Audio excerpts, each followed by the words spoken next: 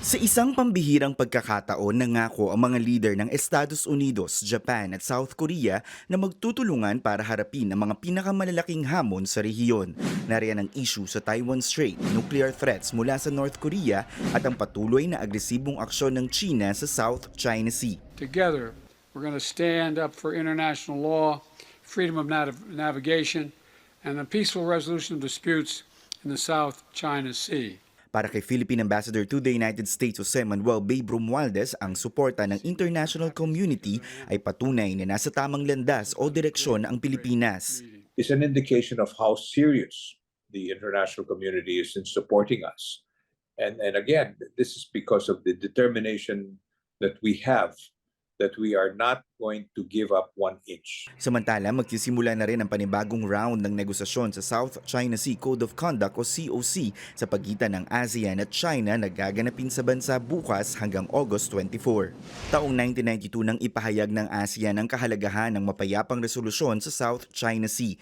2002 nang simula ng negosasyon sa Code of Conduct at inadopt ng ASEAN at China ang Declaration on the Conduct of Parties in the South China Sea o DOC. I'm a bit skeptical, really, given the pace. No? Kumbaga, I'm not expecting any sudden major developments coming out of each meeting. Higit 2 dekada na pero hirap pa ring umusad ang Code of Conduct sa South China Sea. 10 bansa sa ASEAN kasi ang kailangang magkasundo rito na may kanya-kanyang national interest na isinusulong.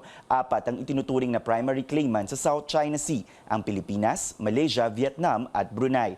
Pero ang COC hindi lang kailangang mapagkasunduan sa pagitan ng ASEAN dahil kailangang ikonsidera rin ang posisyon ng isa pang partido, ang China.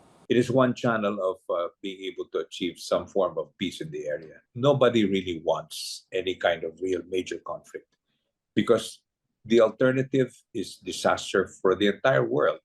Sa pagbisita ni Chinese Foreign Minister Wang Yi sa Thailand itong linggo, iginiit ng Beijing ang kahandaan nito na magkaroon ng Code of Conduct sa pagitan ng ASEAN.